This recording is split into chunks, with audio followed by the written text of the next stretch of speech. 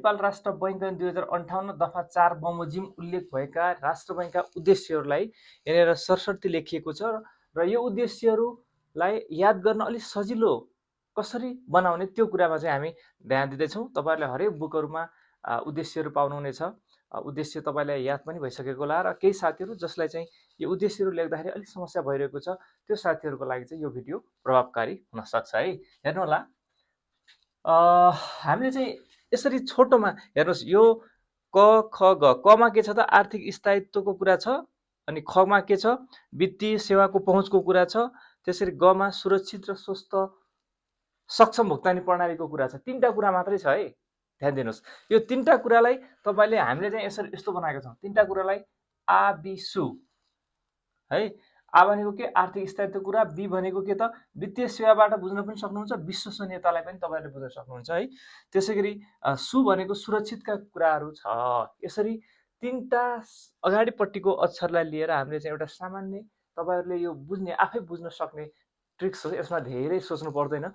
आबिसु आबिसु आबिसु भनेर तपाईँले राष्ट्रपतिको उद्देश्य भनेर सर्वप्रथम आफ्नो दिमागमा ल्याउनु पर्छ, किनकि परीक्षामा हामी यति धेरै हामीसँग विषयवस्तुहरू हुन्छन्, हामी सबै विषयवस्तुहरू हाम्रो दिमागमा बस्न सक्दैन। त्यसरी नेपाल राष्ट्र बैंकको उद्देश्य भन्दा बित्तिकै तपाईँहरूको दिमागमा के आउनु पर्यो, आबिसु भनेर आउनु पर्यो। पहिलो तयारी चाहिँ त्यो हुनु पर्यो कि आबिसु। आबाट पहिलो कमा लेखेको छ, बीबाट दोस्रो खमा लेखेको छ र सुबाट चाहिँ गको उद्देश्य लेखिएको छ। तपाईँलाई बुझ्ने एउटा आफूलाई सजिलो बनाउनलाई सहज वातावरण चाहिँ यसरी निर्माण गर्ने हो है कुनै पनि प्रश्नको।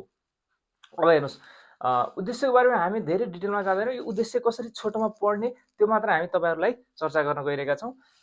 हेर्नुहोस् त, आ भनेपछि तपाईँले राष्ट्र बैंकको मुख्य उद्देश्य के रहेको छ, आर्थिक स्थायित्व र अर्थतन्त्रको दिगो विकासको निमित्त मूल्य र शोधान्तर स्थिरता कायम गर्नको लागि आवश्यक मौद्रिक तथा विदेशी विनिमय नीति निर्माण गरी सोको व्यवस्थापन गर्ने भनेको छ।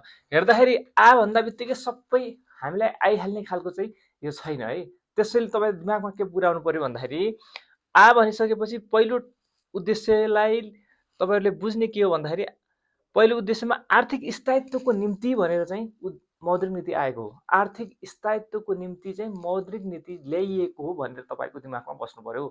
आर्थिक स्थायित्व र अर्थतन्त्रको दिगो विकासको निम्ति पहिलो लाइन याद गर्नु होला, तपाईँले दिमागमा बसाउनु होला। त्यसभन्दा पछाडि अन्तिम लाइनलाई चाहिँ ध्यान दिँदा पनि हुन्छ। मौद्रिक तथा विदेशी विनिमय नीति निर्माण गरी सोको व्यवस्थापन गर्ने। हेर्नुहोस् त, आर्थिक स्थायित्वको निम्ति नै मौद्रिक नीति ल्याउने गरिन्छ। के को लागि? आर्थिक स्थायित्वको निम्ति नै मौद्रिक नीतिको निर्माण गर्ने गरिन्छ है। अर्थतन्त्रको दिगो विकासको निमित्त मूल्य र शोधान्तर स्थिरता, यहाँ हेर्नुहोस्, मूल्य र शोधान्तर स्थिरता कायम गर्नको लागि भनेको छ। यहाँ मूल्य र शोधान्तर स्थिरता कायम गर्नको लागि नै मौद्रिक तथा विदेशी विनिमय नीति निर्माण गर्ने गरिन्छ। यो चाहिँ तपाईँले बुझ्नुपर्ने कुरा हो हैन। तपाईँ ब्याङ्किङको तयारी गर्ने विद्यार्थीहरूले मौद्रिक नीति ल्याउनुको मुख्य उद्देश्य भनेको आर्थिक स्थायित्व अर्थात् मूल्य र शोधान्तर स्थिरता कायम गर्नका लागि मौद्रिक नीति र त्यसै गरी शोधान्तर छ नि पछाडिपट्टि, यो शोधान्तर स्थिरताको निम्ति चाहिँ विदेशी विनिमय नीति ल्याउने गरिन्छ। त्यसैले गर्दाखेरि यहाँनिर यो शब्दको चाहिँ मेल कसरी भएको छ, शब्दलाई कसरी जोडिएको छ, यो तपाईँहरूले जान्नुपर्ने हुन्छ। र परीक्षामा तपाईँहरूले या त सुरुको लाइनबाट नै सुरुमा सर्लक्क लेख्न जान्नु पर्यो, होइन मलाई चाहिँ त्यो दिमागमा बसाउन सक्दैन भन्ने साथीहरूले चाहिँ मौद्रिक तथा विदेशी विनिमय नीति निर्माण गरी सोको व्यवस्थापन गर्ने राष्ट्र बैंकको पहिलो उद्देश्य हो भनेर पनि तपाईँहरूले लेख्न सक्नुहुन्छ है।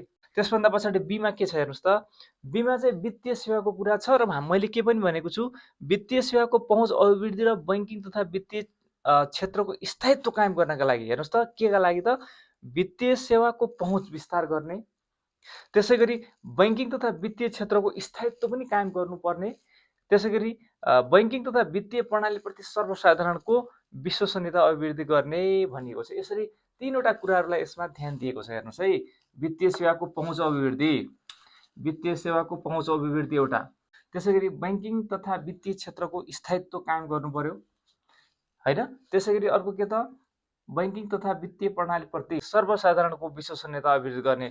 दोस्रो उद्देश्य भनेको विश्वसनीयता अभिवृद्धि गर्ने भन्दा पनि हुन्छ। त्यसै गरी तेस्रो नम्बरमा के छ, सु भनेका छौँ हामीले, आ बी सु है, स्वस्थ तथा सक्षम भुक्तानी प्रणाली। तीनवटा स प्रयोग भएको छ है यसमा, तीनवटा छ है, स तीनवटा छ। के छ, एउटा स सुरक्षित, अर्को स स्वस्थ, अर्को स सक्षम भुक्तानी प्रणालीको विकास, भुक्तानी प्रणाली पनि व्यवस्थित हुनु पर्यो, त्यसको विकास गर्नु पर्यो, स्वस्थ हुनु पर्यो, बलियो हुनु पर्यो र सबैले सुरक्षित महसुस गर्नु पर्यो बैंकिङ व्यवस्थालाई भन्न खोजेको हो। त्यसै गरी यसरी चाहिँ धेरै छैन हैन, यसमा धेरै हामीले उद्देश्य भनेको तर धेरै समय लगाएर धेरै पढिरहनु पर्ने पनि छैन। यसमा आ बिसु भनेर 3टा कुरा भनेका छौँ। आ भनेको आर्थिक स्थायित्वको कुरा छ। आर्थिक स्थायित्वको लागि के भनेका छौँ? मौद्रिक नीति तथा विदेशी विनिमय नीतिको निर्माण गर्ने र सोको व्यवस्थापन गर्ने छ पहिलो उद्देश्य। बी भनेको त विश्वसनीयता अभिवृद्धि गर्ने। तेस्रो भनेको 3वटा स भनेका छौँ हामीले। 3वटा स भनेको अर्थात् सुरक्षित, स्वस्थ तथा सक्षम भुक्तानी प्रणालीको विकास भने। यसरी उल्लेख गरेको कुरालाई चाहिँ हामीले सरस्वती बताएका छौँ र योभन्दा अलिक फरक चाहिँ तपाईँले यसरी पनि लेख्न सक्नुहुन्छ है, ध्यान दिनु होला। मलाई चाहिँ अलिकति छोटोमा आबिसु भन्दा बित्तिकै म लेख्न सक्दैन भन्ने जस्तो लाग्छ। उहाँहरूले चाहिँ यो ध्यान दिनु होला। मौद्रिक तथा विदेशी विनिमय विश्वसनीय रूपमा सुरक्षित पार्ने, यति यो लाइन याद गर्नुहोस् है, यो लाइन मात्र याद गर्नुहोस् हैन। मौद्रिक तथा विदेशी विनिमय, मौद्रिक तथा विदेशी विनिमय हेर्नुहोस् है, राष्ट्र बैङ्कको उद्देश्य पनि के? मौद्रिक तथा विदेशी विनिमय नीति निर्माण गरी सोको व्यवस्थापन गर्ने पहिलो उद्देश्य। त्यसै गरी विश्वसनीय, अब यो त हामी सामान्यतया यतिको शब्द त बनाउन सक्छौँ नि हैन, सर्वसाधारणको विश्वसनीयता अभिवृद्धि गर्ने। त्यसै गरी अन्तिममा के त सुरक्षित पार्ने भनेको छ, सुरक्षित, स्वस्थ तथा सक्षम भुक्तानी प्रणालीको विकास गर्ने भनेर यसरी हामी यो वाक्य जस्तै मौद्रिक तथा विदेशी विनिमय विश्वसनीय रूपमा सुरक्षित पार्ने भनेर यो लाइनलाई पनि तपाईँले ट्रिक्सको रूपमा प्रयोग गर्न सक्नुहुन्छ। जसरी पनि हामीले चाहिँ याद गर्नुपर्छ, तपाईँले योभन्दा फरक तरिकाले राम्रै किसिमले पहिलेदेखि नै याद गरिराख्नु भएको हो, ठिक छ। तर नयाँ साथीहरू जो भर्खरै ब्याङ्किङ तयारी गर्छु भन्ने साथीहरूले चाहिँ यो कुरालाई चाहिँ अझै प्रभावकारी रूपमा बुझ्न सक्नुहुन्छ र खास गरी हाम्रो भिडियोको उद्देश्य पनि तपाईँहरूलाई नै हो है त। र भिडियो हेरिदिनु भएकोमा त्यसको लागि धन्यवाद। र हामीले भन्ने गरेका छौँ, हाम्रो चाहिँ युट्युब च्यानल जनक खनाल अथवा जेपिके रिसर्च भन्ने 2टा युट्युब च्यानल छ, त्यसमा गएर चाहिँ सब्सक्राइब गरेर तपाईँहरूले अन्य भिडियोहरू पनि हेर्न सक्नुहुनेछ। नयाँ नयाँ ब्याङ्किङ सम्बन्धी, खास गरी नयाँहरूको लागि हामीले चाहिँ भिडियो बनाइरहेका छौँ। एकदमै ब्याङ्किङ सम्बन्धी भर्खरै सुरु गर्न खोजिरहेका साथीहरू जसलाई चाहिँ पढ्ने आइडिया भइरहेको छैन, सुरुवात कसरी गर्ने, ती साथीहरूका लागि चाहिँ यी साना साना कुराहरू पनि धेरै महत्त्वपूर्ण माने राख्दछ। र ब्याङ्किङ प्रवेश गरिसकेका र ब्याङ्कको बारेमा अझै धेरै पढ्ने साथीहरूलाई चाहिँ यसलाई चाहिँ सामान्य रूपमा हेर्न पनि सक्नुहुन्छ। उहाँहरूको लागि चाहिँ पटक्कै होइन भन्न चाहिँ खोजिएको होइन, र उहाँहरूले पनि आफूले यसलाई अरूलाई सेयर गरेर भए पनि सहयोग गर्न सक्नुहुनेछ। भिडियो हेरिदिनु भएकोमा धेरै धेरै धन्यवाद।